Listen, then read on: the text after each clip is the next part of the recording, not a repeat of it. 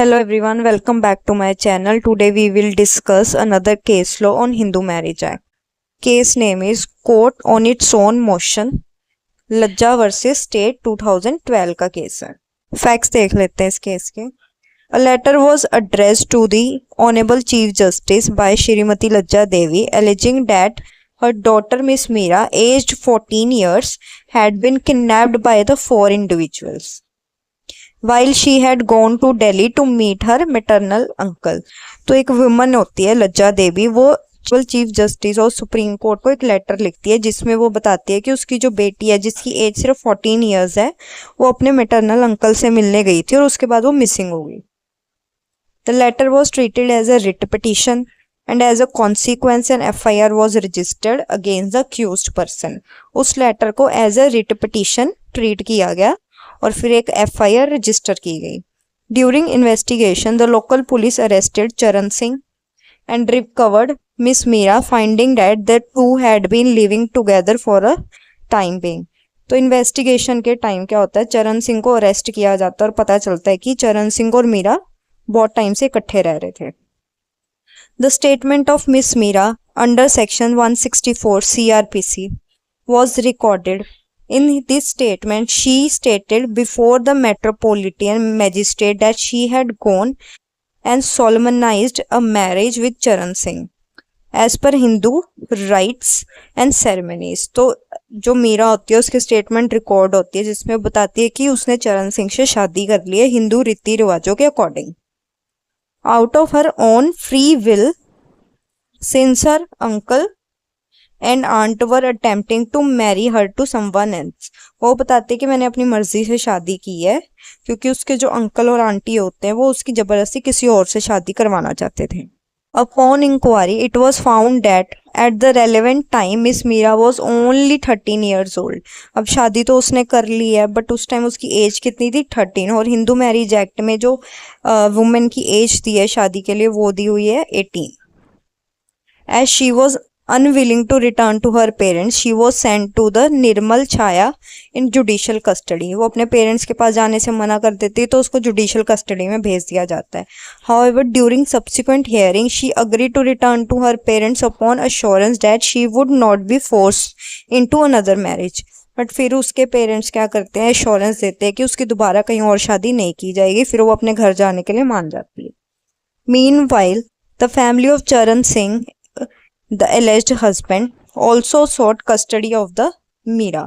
अब इस टाइम में क्या होता है, जो चरण सिंह की फैमिली होती है जिससे मीरा ने शादी की होती है वो भी ट्राई करते हैं उसकी कस्टडी लेने के लिए. Several petition involving similar question of law were clubbed together and heard along with this petition. तो सुप्रीम कोर्ट क्या करती है कि जो बाकी सिमिलर पिटिशंस होती हैं उनको इकट्ठे करके इकट्ठे सुनवाई होती है इस पे. केस में इश्यूज क्या रेज हुए हैं, whether a marriage solemnize between a man above 21 years of age and a girl below the age of 18 can be considered as a valid marriage and whether the custody of the minor female can be given to the husband or his family. तो पहला issue है कि 18 साल से छोटी लड़की की जो शादी होती है उसको क्या वैलिड शादी मानेंगे और क्या उसकी कस्टडी उसके हस्बैंड या उसके हस्बैंड के पेरेंट्स को दी जा सकती है या नहीं.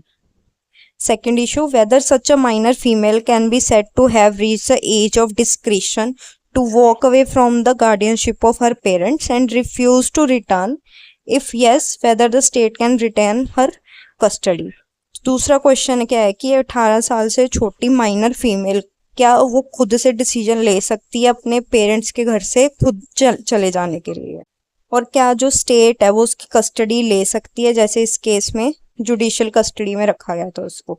Weather an FIR registered under section 363, ये है आपका किडनैपिंग का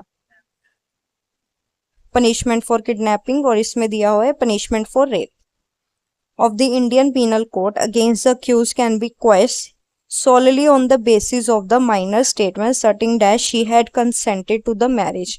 तो में लास्ट इशू बनता है कि ये जो दोनों सेक्शन है किडनैपिंग और रेप का, क्या इसके जो चार्जेस लगे हैं अक्यूज्ड पे वो जो माइनर की स्टेटमेंट है उसके बेस पे वो क्वेश्चन हो सकते हैं या नहीं.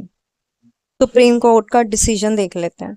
The court held that marriage between the adult man and a marriage below 18 years cannot be treated as valid.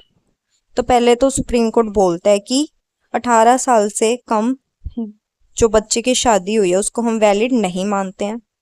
In law, terms of guardianship and custody, though they are not void but voidable. पर ऐसी शादी जो है वो void नहीं होती है पर voidable होती है under PCM Act.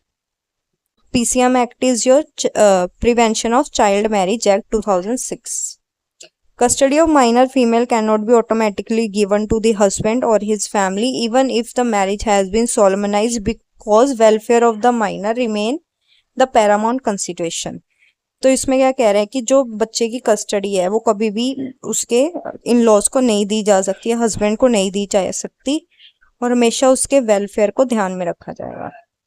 A minor can not be said to have reached the age of discretion sufficient to walk away from the parent guardianship.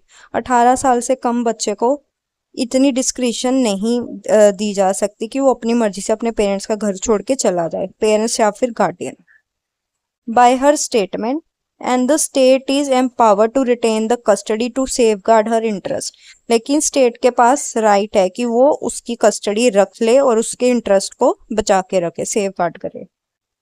FIR registered under section 363 or 376 of IPC cannot be quashed on the basis of minor statement of consent, especially in cases involving minor below 16. Consent is immaterial in law.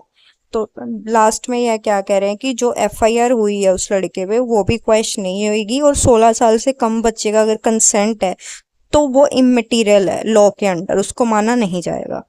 Thank you for watching.